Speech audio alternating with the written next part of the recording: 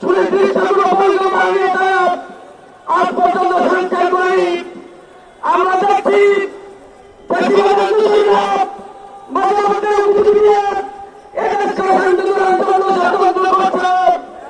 আমরা স্পষ্টভাবে বলতে চাই, আমরা দেশে তৈরিকে নিয়ে যে কোনো ষড়যন্ত্রের মোকাবেলা করতে পারছে। সংগ্রামী উপস্থিতি, আমরা দেখছি বিগত ফ্যাসিস্টরা এদেশকে বিলুপ্ত করার জন্য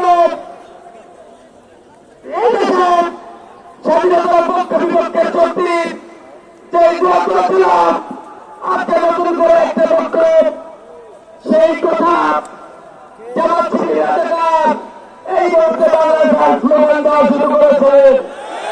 আমরা স্পষ্টভাবে বলতে চাই, বন্ধুরা 16 বছর আপনারা আন্দোলন করেছেন, জামাত শিবিরকে আপনারা দমন করেছিলেন। বিগত ফ্যাসিস্টরা সকল শক্তি প্রয়োগ করে প্রতিবেশী রাষ্ট্রকে সাথে নিয়ে জামাত শিবিরকে দমনে দিতে পারে নাই।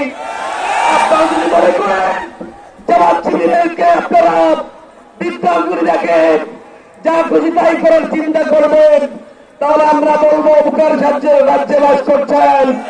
আমরা স্পষ্ট বলতে চাই, এই পুরোনো বাংলাদেশে দোষ হবে না। 71 বলে লাভ নেই। বাংলাদেশকে আমরা নতুন করে দেশ একটি